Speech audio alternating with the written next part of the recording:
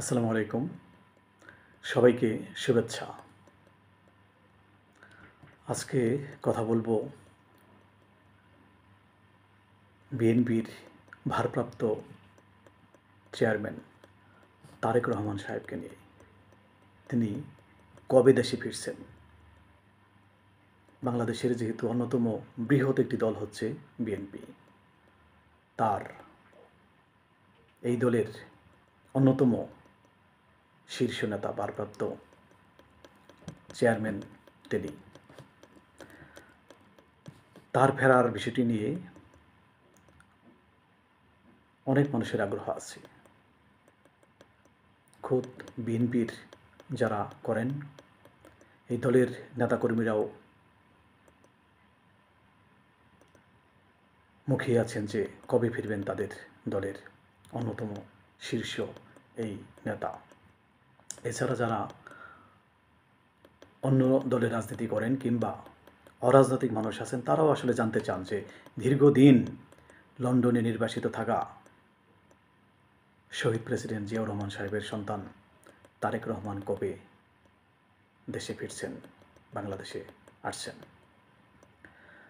কেউ কেউ বলছেন যে তিনি জুলাইয়ের শেষ দিকে দেশে ফিরতে পারেন, আবার কেউ বলছেন তিনি অগাস্টের কোনো এক সময় দেশে ফিরতে পারেন।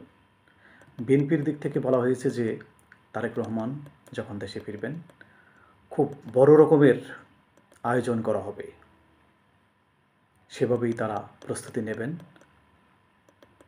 অসমর্থিত সূত্র বলছে যে ভেতরে ভেতরে একটা প্রস্তুতি চলছে যে বিএনপির শীর্ষ নেতা, অন্যতম নেতা তারেক রহমান সাহেবের ফেরার দিনটি তারা স্মরণীয় করে রাখবেন, যে দিনটি যেন উৎসবমুখর হয়।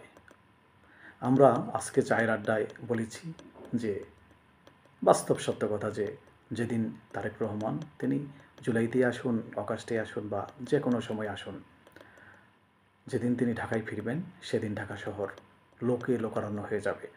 এটি আমরা আজকে চায়ের আড্ডায় বলেছি যে বাংলাদেশের একেবারে প্রত্যন্ত অঞ্চল থেকে, বাংলাদেশের সমগ্র জেলা থেকে তার দলের নেতাকর্মীরা ঢাকায় আসবেন তাকে এক নজর দেখার জন্য, স্বাগত জানার জন্য। এটি তো দিবালোকের মতো সত্য যে তিনি বিএনপির এত বড় একজন নেতা, এত দীর্ঘদিন নির্বাসন শেষে তিনি দেশে ফিরবেন, তাকে দেখার জন্য তার দলের নেতাকর্মীদের উৎসাহ তো থাকবেই। আবার কেউ কেউ বলছেন যে নির্বাচনের তারিখ ঘোষণা হলেই তিনি দেশে ফিরবেন। আসলে আমি যখন চায়ের দোকানে চা খেতে যাই, সেটি হোক শহরে কিংবা একেবারে মফস্বলে, সেখানেও অনেকেই প্রশ্ন করেন বা আলোচনা করেন যে তারেক রহমান সাহেব কবে দেশে ফিরছেন। আমারও এই প্রশ্ন, বিএনপির ভারপ্রাপ্ত চেয়ারম্যান তারেক রহমান সাহেব কবে ফিরছেন দেশে? আমরা অপেক্ষায় থাকি। সবার জন্য শুভকামনা, ভালোবাসা। সবাইকে ধন্যবাদ।